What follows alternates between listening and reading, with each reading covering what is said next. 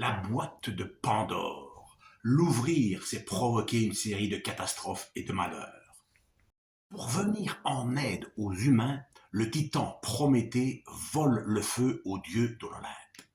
Zeus, pas content du tout, punira d'une manière très cruelle Prométhée, mais ça c'est une chose que nous verrons dans une autre capsule. Mais sa vengeance envers les hommes sera terrible, bien plus terrible que tout ce que vous pouvez imaginer. Lui, avec de l'argile, il réalise la chose la plus terrible qui se puisse concevoir. Âme sensible, s'abstenir parce qu'il réalise ça. La femme.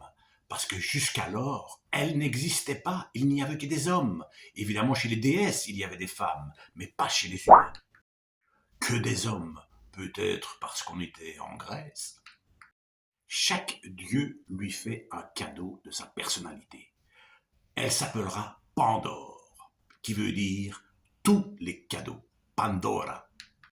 Beauté, charme, habileté, grâce, mais aussi ruse, jalousie, tromperie et surtout curiosité. Zeus confie Pandore au frère de Prométhée, avec une boîte scellée contenant tous les malheurs et toutes les catastrophes.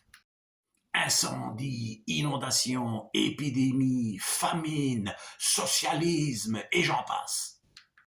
Le frère de Prométhée profite bien de son cadeau car Zeus lui a fourni le mode d'emploi, mais surtout il lui a dit de ne jamais ouvrir cette boîte. Et un jour en question que le frère doit s'absenter, il recommande bien à sa femme Pandore de ne surtout pas ouvrir la boîte. Vous devinez la suite? Elle ouvre la boîte juste un petit peu, juste pour voir, mais immédiatement tous les maux se répandent sur la terre. Ils y sont toujours à l'heure d'aujourd'hui d'ailleurs. Elle a très vite refermé le couvercle et ainsi l'espoir qui était aussi dans la boîte n'a pas pu sortir. Et depuis, il reste avec les hommes pour essayer de les consoler. Maintenant, pourquoi est-ce que l'espérance est considérée comme une catastrophe? Pour les Grecs de l'Antiquité, oui, parce qu'ils croyaient qu'un fol espoir pouvait te mener à ta perte. Capiche?